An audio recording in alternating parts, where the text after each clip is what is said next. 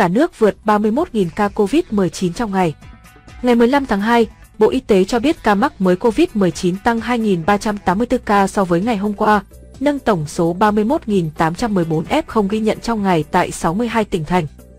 Tính từ 16 giờ ngày 14 tháng 2 đến 16 giờ ngày 15 tháng 2, trên hệ thống quốc gia quản lý ca bệnh COVID-19 ghi nhận 31.814 ca nhiễm mới, trong đó 27 ca nhập cảnh và 31.787 ca ghi nhận trong nước, tăng 2.384 ca so với ngày trước đó tại 62 tỉnh thành phố, có 22.870 ca trong cộng đồng. Số mắc mới COVID-19 ở Hà Nội lập đỉnh mới với 3.972 F0, đứng đầu cả nước. Tiếp đó là Hải Dương 1.807, Hải Phòng 1.417, Nam Định 1.354, Thái Nguyên 1.294, Quảng Ninh 1.246, Ninh Bình 1.136, Vĩnh Phúc 1.135, Nghệ An 1.113, Phú Thọ 1.080, Bắc Ninh 1.041, Hòa Bình 898, Bắc Giang 855, Thanh Hóa 796, Lạng Sơn 784, Đà Nẵng 732,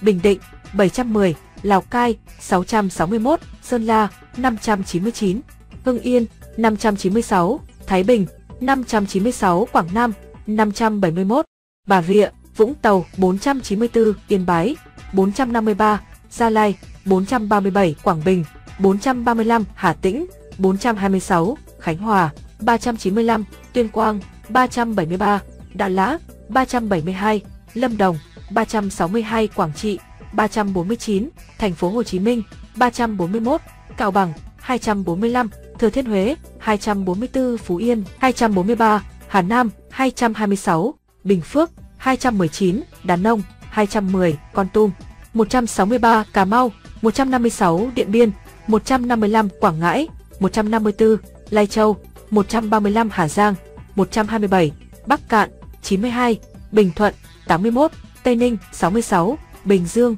58, Vĩnh Long 53, Trà Vinh 50, Đồng Nai 47, Kiên Giang 46, Bến Tre 43, Bạc Liêu 37, Đồng Tháp 25, Cần Thơ 22, Sóc Trăng 21, An Giang 17, Ninh Thuận 10, Tiền Giang 8, Long An 4. Trung bình số ca nhiễm mới trong nước ghi nhận trong 7 ngày qua là 27.330 ca ngày. Về ca nhiễm biến thể Omicron, đến nay tại Việt Nam đã ghi nhận 198 ca. Kể từ đầu dịch đến nay, Việt Nam có 2.572.087 ca nhiễm, đứng thứ 34 phần 225 quốc gia và vùng lãnh thổ, trong khi với tỷ lệ số ca nhiễm 1 triệu dân, Việt Nam đứng thứ 145 phần 225 quốc gia và vùng lãnh thổ, bình quân cứ 1 triệu người có 26.045 ca nhiễm. Trong đợt dịch thứ 4, từ ngày 27 tháng 4 năm 2021 đến nay, số ca nhiễm mới ghi nhận trong nước là 2.564.888 ca, trong đó có 2.239.456 bệnh nhân đã được công bố khỏi bệnh. Các địa phương ghi nhận số nhiễm tích lũy cao trong đợt dịch này: Thành phố Hồ Chí Minh 516.477, Bình Dương 293.201, Hà Nội 176.043, Đồng Nai 100.141, Tây Ninh 88.836. Về tình hình điều trị, trong ngày có 9.326 bệnh nhân được công bố khỏi bệnh, nâng tổng số ca được điều trị khỏi lên 2.242.273 ca. Số bệnh nhân nặng đang điều trị là 2.926 ca, trong đó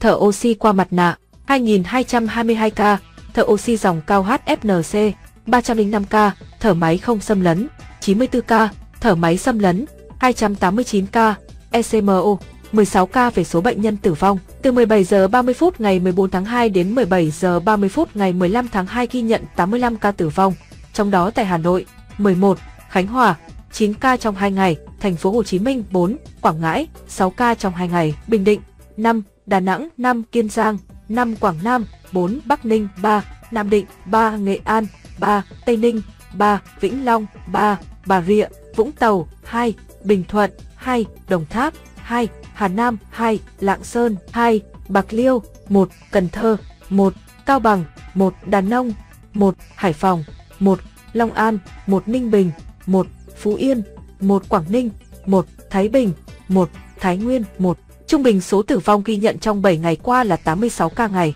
Tổng số ca tử vong do Covid-19 tại Việt Nam tính đến nay là 39.122 ca, chiếm tỷ lệ 1,5% so với tổng số ca nhiễm. Đến nay, số ca tử vong do Covid-19 tại Việt Nam xếp thứ 24 phần 225 vùng lãnh thổ, số ca tử vong trên 1 triệu dân xếp thứ 129 phần 225 quốc gia, vùng lãnh thổ trên thế giới. So với châu Á, tổng số ca tử vong xếp thứ 649, xếp thứ 3 ASEAN, tử vong trên 1 triệu dân xếp thứ 24 phần 49 quốc gia, vùng lãnh thổ châu Á, xếp thứ 4 ASEAN. Về tình hình tiêm chủng, trong ngày 14 tháng 2 có 525.064 liều vaccine phòng Covid-19 được tiêm. Như vậy, tổng số liều vaccine đã được tiêm là 186.479.340 liều, trong đó tiêm mũi 1 là 79.226.500 liều, tiêm mũi 2 là 74.769.707 liều, tiêm mũi 3, tiêm bổ sung tiêm nhắc và mũi 3 liều cơ bản là 32.483.133 liều.